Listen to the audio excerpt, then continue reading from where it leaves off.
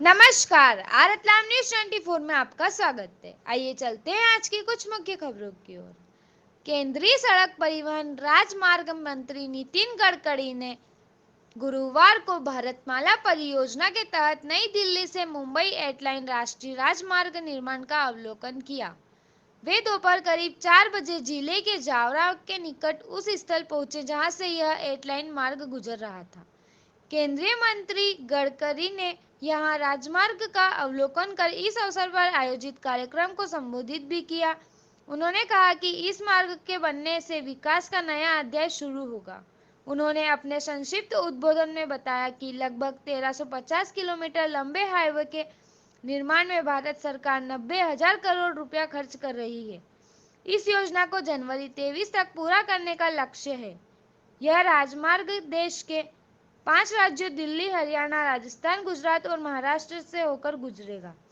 उन्होंने कहा कि इस हाईवे के बनने से दिल्ली और मुंबई यात्रा की दूरी भी कम होगी, रोजगार मिलेगा और व्यवसाय भी बढ़ेगा। उन्होंने इस योजना पर विस्तार से प्रकाश डाला। ज्ञातव्य है कि इस महत्वाकांक्षी परियोजना में 245 किलोमीटर एरिया प्रदेश के समीपवर्ती जिले झाबुआ, रतलाम, मंदसौर के साथ उज्जैन, इंदौर भी दिल्ली और मुंबई से सीधे जुड़ जाएंगे। यह परियोजना देश की राजधानी दिल्ली को देश की वाणिज्यिक राजधानी मुंबई से जोड़ने वाले महत्वाकांक्षी परियोजना है। भविष्य में वाहन एथेनॉल से चलेंगे। इस अवसर पर गडकरी ने यह भी कहा कि आने वाले समय में पेट्रोल डीजल का उपयोग नहीं होगा। समस्त 2 व्हीलर 4 व्हीलर वाहन किसानों के द्वारा बनाए गए एथेनॉल के उपयोग से चलेंगे। इसके लिए अगले 3 दिन से मीटिंग लेकर ड्राफ्ट तैयार कर दिया गया है। उन्होंने माना कि 110 रुपये लीटर और एथेनॉल 65 रुपये लीटर एथेनॉल से प्रदूषण भी कम होगा। क्षेत्रीय विधायक डॉक्टर राजेंद्र पांडे ने मार्ग निर्माण में आने वाली विभिन्न कठिनाइयों के निराकरण हेतु केंद्रीय मंत्री गडकरी से चर्चा की। उन्होंने यह भी कहा कि भारत माता परियोजना को स्वीकृति देकर रतलाम जिले सहित प्रदेश को अनुपम सौगात दी है। डॉक्टर पांडे ने अंडरब्रिज निर्माण की चौड़ाई व ऊंचाई बढ़ाने, सड़क निर्माण के समीप खेतों एवं में आने जाने के लिए सर्विस लेन बनाए जाने और अधिग्रहित भूमि के कृषकों के मुआवजे के निर्धारण में आ रही कठिनाइयों से भी अवगत कराया। इस अवसर पर सांसद सुधीर गुप्ता, उज्जैन सांसद अनिल फिरोजिया, रतलाम झाबुआ के सांसद गुमान सिंह डामोर, मंत्री ओम प्रकाश सकलेचा, विधायक चैतन्य काश्यप सहित काफी संख्या में जनप्रतिनिधि उपस्थित थे। कार्यक्रम पश्चात केंद्रीय मंत्री गडकरी हेलीकॉप्टर से इंदौर के लिए प्रस्थान हो गए।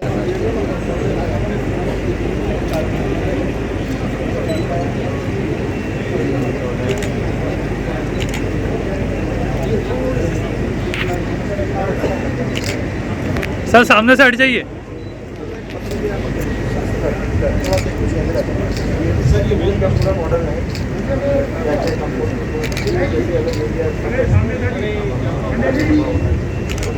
सर सामने से हट जाइए। सर प्लीज साइड थोड़े से सर साइड। बेसिकली ये जो अपना एक्सप्रेस वे है, इससे करीब 300 मीटर पहले ये आपके ऑफिस का एग्जिट है, सर यहाँ से बाहर हो जाएगा। ऐसे 300 मीटर आगे टू लेन हो जाएगा।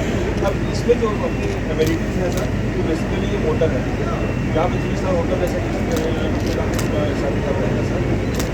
उसके बाद फिर हमारा ट्रैवल टेस्ट है, जिसमें कि ट्रैवल से संबंधित इन्फॉर्मेशन रहेगी, क्या वो यहाँ पे लोकल जो आर्ट वगैरह है अकॉर्डिंगली फिर हाईवे पेट्रोल का जो जमा चलेगा वो इधर रहेगा। और दोनों जो रेस्टोरेंट है सर वो ये है। इसके साथ एक फूड कोर्ट है, फूड कोर्ट अलग से रखा हुआ है। ये सारा पार्किंग के लिए है, जो जहाँ होता है वहाँ रुक के आपको ले सकता है। इसके साथ पूरे स्टेप के ऊपर ये ट्रॉमा सेंटर है, ये वाला।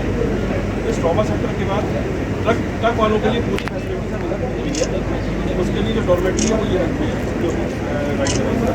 इसके साथ इनका ढाबा जो है उसी के बगल में रखा है। इनके जो टायर या रिपेयर की जो चीज़ें हैं उसको ये पीछे तो आखिरी में रखा हुआ है। फिर वे ब्रिज आखिरी में वहाँ पे वे ब्रिज है, और इसके साथ पेट्रोल पंप के सामने रखा है जो दोनों को ही फीड करेगा। इसके साथ ये पूरा लैंडस्केप अगर आप देखेंगे तो ये सारी चीज़ें उस ट्रॉमा सेंटर के साथ ये करती हैं। ये बेसिकली गोडाउन वगैरह बना एक्सप्रेस हाईवे शिवराज जी ने उसका नाम अटल प्रोग्रेस वे रखा है। ये अटल प्रोग्रेस वे भी मध्य प्रदेश, उत्तर प्रदेश, राजस्थान के पिछड़े क्षेत्र से होकर गुजरेगा और इससे इन क्षेत्रों के विकास के लिए नई गति मिलेगी। ये 8,500 करोड़ रुपए का हाईवे, इसका भारतमाला में मैंने इंक्लूड कर दिया, NH करके मान्यता दे दी है। ये 403 किलोमीटर का लंबा एक्सप्रेस वे बनेगा। इसमें मध्य प्रदेश में 313 किलोमीटर, उत्तर प्रदेश में 28 किलोमीटर तथा राजस्थान में इसकी लंबाई 62 किलोमीटर है। ये एक्सप्रेस वे चंबल नदी के समांतर इटावा से श्योपुर, भिंड, मुरैना से होकर कोटा तक आएगा। अटल प्रोग्रेस वे परियोजना जो हमारा चंबल एक्सप्रेस हाईवे है उसको मैंने भारतमाला योजना में शामिल कर दिया है और मध्य प्रदेश और राजस्थान में मार्ग का अलाइनमेंट भी अब तय हो गया है। लैंड एक्विजिशन का कार्य शुरू होगा और जल्दी ही इस काम के भूमि पूजन के लिए मैं फिर से एक बार मध्य प्रदेश में आऊँगा। उस समय बने और समुद्र में एक ब्रिज बनाने का भी मौका मुझे मिला वडरी मानवा सीरीज में। तो उससे अनुभव से मुझे विश्वास है कि हाईवे से प्रगति होती है, विकास होता है। और उस समय मैंने मेरे ऑफिस में अमेरिकन प्रेसिडेंट जॉन केनेडी, इनका एक ऐतिहासिक वाक्य मैंने अपने ऑफिस में मेरे चेयर के पीछे लिखकर रखा था और मैं अक्सर लोगों को उसकी याद कर देता हूँ। वो वाक्य था कि American roads are not good because America is rich, but America is rich because American roads are rich. America धनवान है, इसके कारण अमेरिका के रास्ते अच्छे नहीं हुए, तो अमेरिका के रास्ते अच्छे हुए इसके कारण अमेरिका धनवान नहीं। तो मैं मानता हूँ कि रतलाम, झाबुआ, ये सवाई माधोपुर, ये रोड बनने से बहुत संपन्न बनेगा, समृद्ध बनेगा और यहाँ के गांव, गरीब, मजदूर, किसान का कल्याण होगा और बहुत अच्छा विकास होगा। यही मेरी अपेक्षा है। एशिया का सबसे बड़ा जो कंटेनर पोर्ट है JNPT, वहाँ तक ये रोड जा रहा है और दूसरी ओर कांडला भी जाने के लिए मार्ग है। तो एक्सपोर्ट इंपोर्ट की एक्टिविटी अब यहाँ से आसानी से होगी और पंजाब, हरियाणा से कश्मीर, उत्तराखंड, हिमाचल से लेकर सब माल इसी रोड से जाएगा। तो स्वाभाविक रूप से लॉजिस्टिक के रूप में यहाँ काफ़ी बड़े प्रमाण पर पोटेंशियल है और लॉजिस्टिक में हम लोग काफ़ी बड़े प्रमाण में करीब 40 लॉजिस्टिक पार्क बनाए हैं। मैं आपको और एक बात सुझाऊंगा कि मैंने अभी दिल्ली में एक योजना तैयार की है कि दिल्ली में 1700 गोडाउन, कंटेनर डेपो, रेलवे के डेपो सब है। इनको सबको दिल्ली के बाहर निकालकर फ्रूट वेजिटेबल मार्केट से लेकर जो हमारे ट्रांसपोर्ट वालों के गोडाउन्स हैं, ट्रक मैकेनिक्स हैं, उनके वर्कशॉप है, इनको सबको अब दिल्ली के पेरिफेरल रोड पर लाने की योजना बना रहे हैं। तो मेरा आपसे अनुरोध है कि रतलाम के अंदर अगर इस प्रकार के कोई लोग होंगे तो उनको भी आप इसमें लाकर रतलाम को भी सुंदर करने के लिए, पोल्यूशन फ्री करने के लिए जरूर प्रयास करिए। कि आत्मनिर्भर भारत, सुखी, समृद्ध, संपन्न, शक्तिशाली भारत की संकल्पना यही है और मोदी जी का भी यही सपना है कि गांव, गरीब, मजदूर, किसानों का कल्याण करके भारत को समृद्ध, संपन्न और शक्तिशाली बनाए, दुनिया की महाशक्ति बनाए, गरीबी को दूर करे और एक प्रकार से भय, भूख, आतंक और भ्रष्टाचार से लोगों को मुक्ति दे। और इसलिए water, power, transport and communication, ये 4 चीजें बहुत पसंद है। आज रोड का मैंने 150 किलोमीटर में गाड़ी चला के देखी और इसलिए मैंने रोड टेस्ट किया। तो मैंने कॉन्ट्रैक्टर जो थे उनको कहा था कि ठीक नहीं होगा तो आपको उखाड़ने के लिए लगाऊंगा और रोड की क्वालिटी अच्छी है। इसके पहले मैं सवाई माधोपुर के भी रोड पर घूमा, उसकी क्वालिटी इतनी अच्छी नहीं थी। मैंने कॉन्ट्रैक्टर को कहा था यहाँ वहाँ की क्वालिटी भी अच्छी थी और यही क्वालिटी आगे मेंटेन करें। ये देश की एसेट है और मैं चाहता हूँ कि निश्चित रूप से अगर आने वाले समय में ये कोई रोड खराब नहीं होना चाहिए। मैंने 96-97 में मुंबई और पुणे के बीच में रोड बनाया था। आज 24-25 साल हो गए और रोड पर गड्ढे नहीं हुए।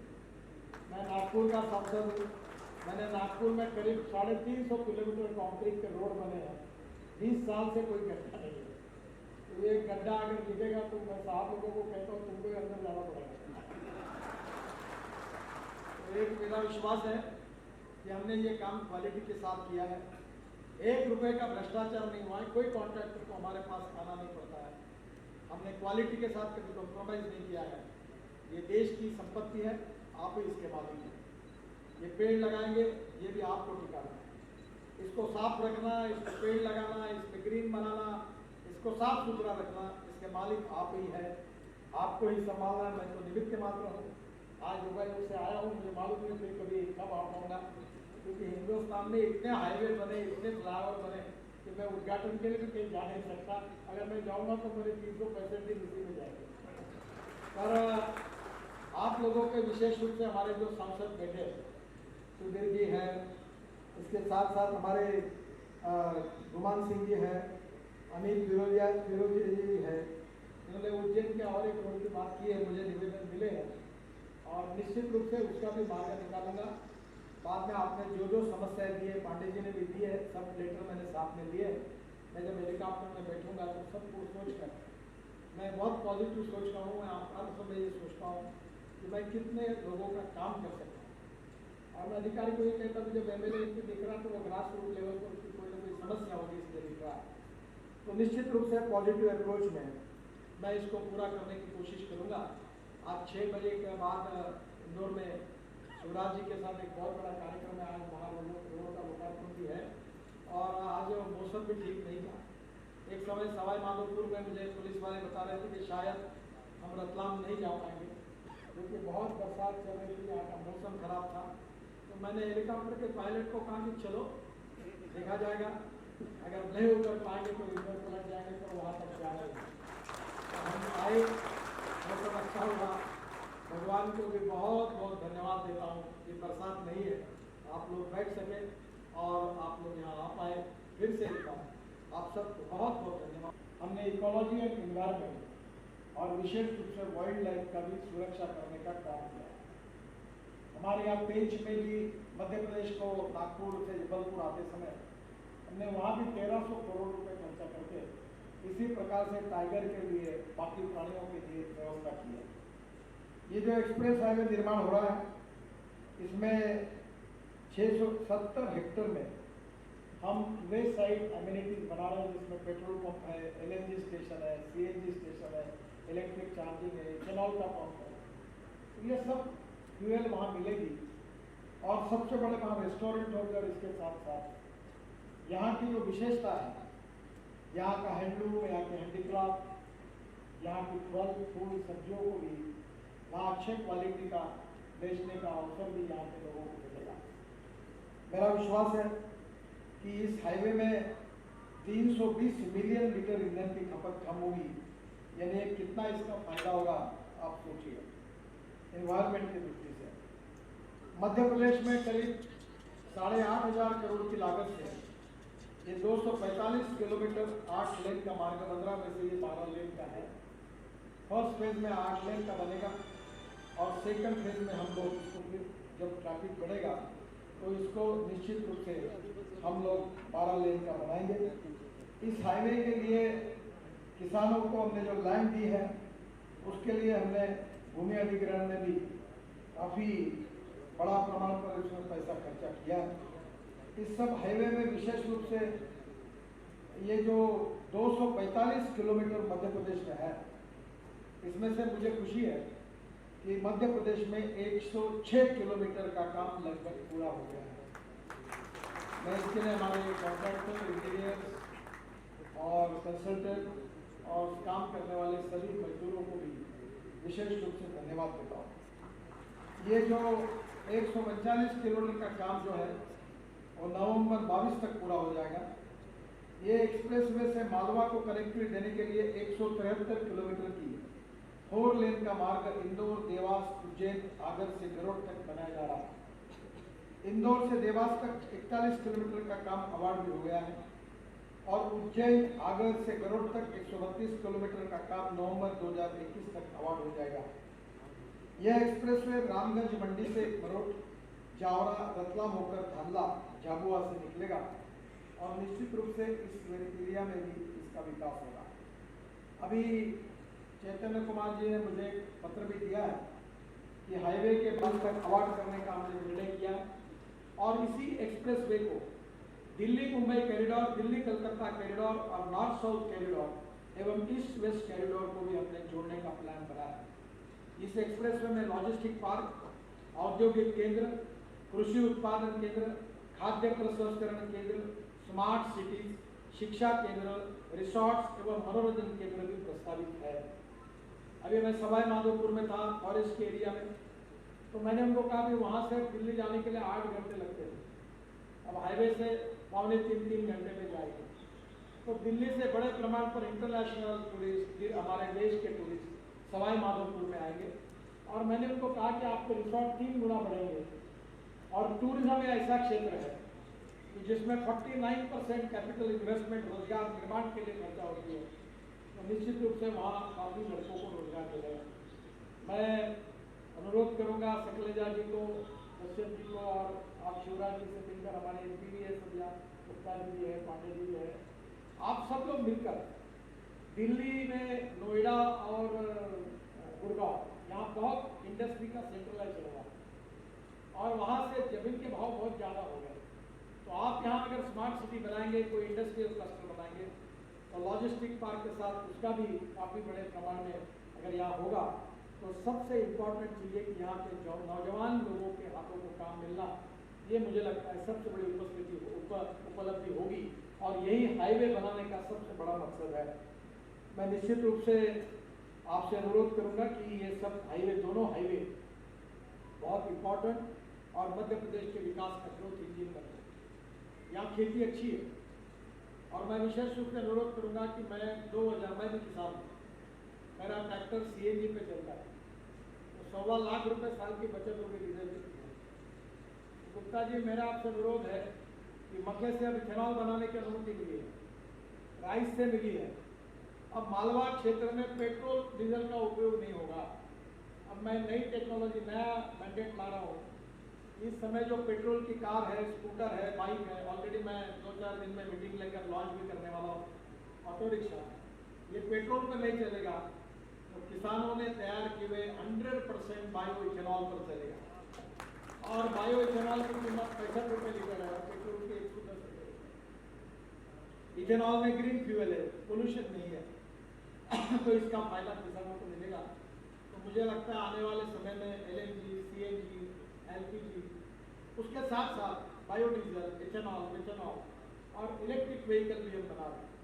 इस हाईवे को इलेक्ट्रिक हाईवे में बनाने के लिए मैं सोच रहा हूँ, कोशिश कर रहा हूँ।